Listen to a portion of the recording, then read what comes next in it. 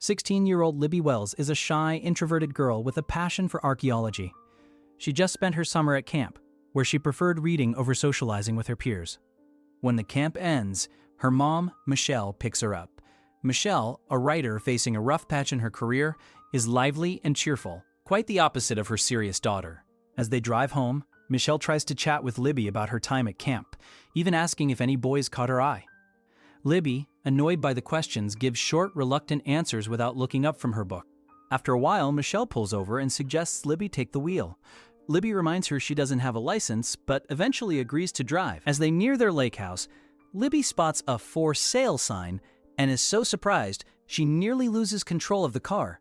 Michelle explains she's selling one of their lots to help pay for Libby's college. Libby then notices an expensive watch on her mother's wrist, which doesn't match their supposed financial troubles.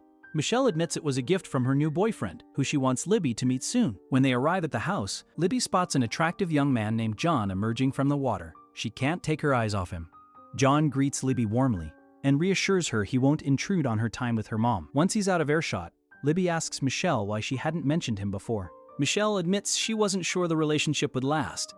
Later, John presents Libby with a small box containing an antique piece of jewelry. Knowing about her interest in archaeology, he gives her a bracelet with the Navajo lifestone, a symbol of fertility. Libby is touched by the gesture.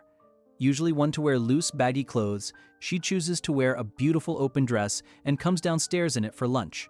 At the table, Libby asks how Michelle and John met. Michelle explains she arrived home earlier than usual one day and found John, a freshwater geneticist, studying various organisms in the lake. Intrigued, Libby asks John about his work. He explains that he specializes in freshwater species and is focused on helping them adapt to saltwater conditions due to freshwater pollution and global warming. Because of less rainfall and ocean evaporation, Earth's fresh water is turning salty and species are dying out. So basically, he's saving the world. Suddenly, John is seized by a severe coughing fit and gets up from the table. Michelle, worried, rushes to him. As he hugs her, he discreetly touches Libby's bare shoulder with his other hand, making her feel uneasy. Later that night, Libby lies in bed thinking about John. She decides to get a drink from the kitchen. On her way back to her room, she hears disturbing noises, cries and moans coming from Michelle and John's bedroom.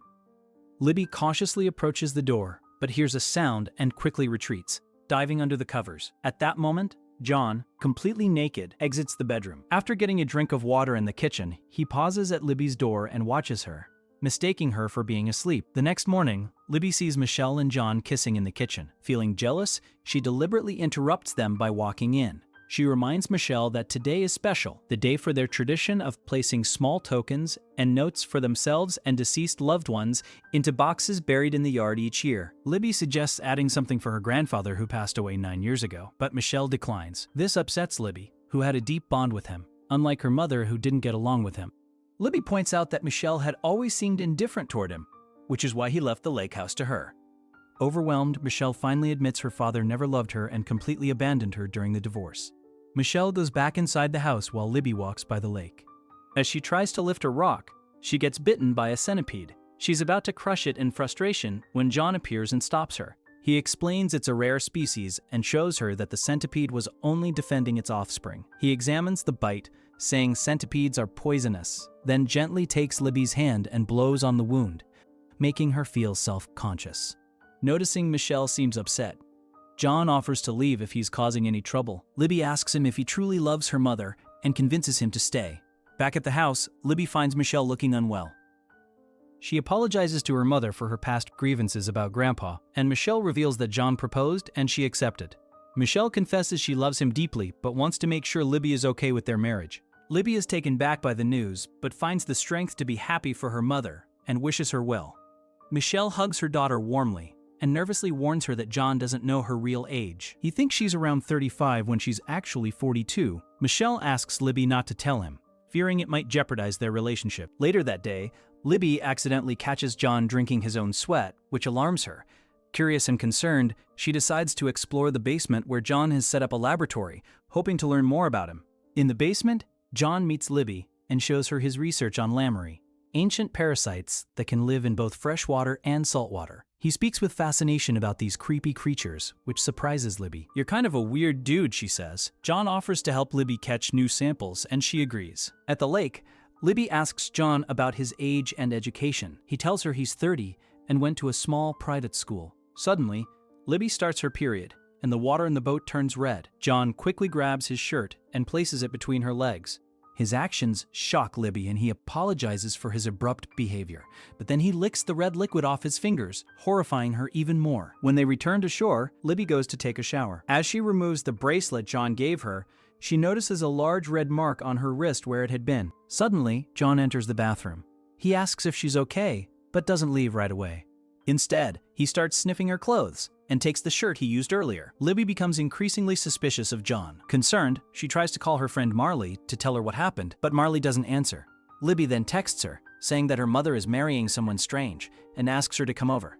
Later that evening, Libby finds a sandwich with a note from John under her door. He apologizes for the earlier incident and assures her it won't happen again. Libby returns to her room and, looking out the window, sees a strange orange light coming from the lake. She watches as John walks into the water toward the light. Libby rushes out of the house, but by the time she reaches the light has vanished, and John suddenly appears behind her. She tells him she saw him enter the water, but John insists it's impossible since his clothes are dry.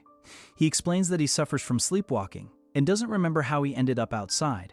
Despite his apology, Libby is skeptical and points out that if he were truly sleepwalking, he wouldn't have closed the front door behind him. The next day, Michelle's condition worsens. She asks Libby to go into town to get some medicine and a pregnancy test. At the pharmacy, Libby gathers everything she needs and then spots John outside with another woman. Panicked, she runs out to follow them, but the pharmacist catches up with her, reminding her she hasn't paid for her items. Distracted, Libby loses sight of John and the woman. When Libby returns home, Marley is already waiting for her in the living room. Libby asks her to wait while she checks on her mother, only to find John with Michelle. She gives her mother the medicine and hesitates to mention the pregnancy test with John present, but he reassures her that he and Michelle have already discussed it. Back with Marley, Libby explains John's strange behavior and the incident on the boat. Marley, concerned, advises Libby to tell her mother everything, but Libby feels it might be pointless since Michelle seems obsessed with John. So, Marley decides to take matters into her own hands and plans to tell Michelle about what happened herself. Later, Libby wakes up in her bed, confused about how she ended up there. She heads to the living room and finds her mom and John snuggled on the couch watching TV. She asks why they didn't wake her when Marley left, and Michelle says she was out like a light. Out of nowhere, Michelle casually announces she's pregnant and asks Libby to be supportive. Libby wants to know if Marley said something. Michelle gets defensive, blaming Libby for talking to her friend about it. She insists John didn't do anything wrong, even though he apologized. Libby argues that John's behavior was off, but Michelle gets upset, claiming Libby always messes things up. She insists John is staying and even demands an apology from Libby. John tries to calm things down, reassuring them that everything's fine. As he hugs Michelle, Libby loses it and tries to pull her mother away, leading Michelle to slap her. In the heat of the moment, Libby reveals that Michelle is actually 42, not 35. John is shocked, his face turns red, and he rushes out of the house. Michelle is furious and asks why Libby has such a problem with John. She insists that John loves her, quirks and all, and that she's not leaving him. Later that night, Libby hears strange noises coming from the roof. She checks outside but finds nothing. When she goes back inside, she hears shouting from the bedroom. Peeking through the door, she sees them in the middle of making love and notices something odd about John's back. Terrified, Libby spots the eerie glow in the water again. It vanishes quickly, prompting her to wade into the lake, finding nothing. She drives to the other side and, shining her headlights on the water, spots something that looks like an alien spacecraft. Horrified, she hurries back home.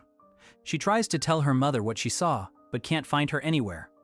Panicked, Libby rushes to the basement and is horrified to discover her mother tied up and submerged in water up to her waist. Libby struggles to free Michelle, and as she does, Michelle realizes Libby was right about John, but it's too late to save her. Suddenly, Libby hears John's footsteps and hides. Listening carefully, she confirms that John is not human. He's some kind of alien creature. The floor is covered in salt water and John's alien feet can't walk on it. His research on surviving in salt and fresh water wasn't for Earth's creatures. It was for his kind. Disguised as a human and wearing rubber boots, John approaches the tank where Michelle is and waits for the creature he expects to be born.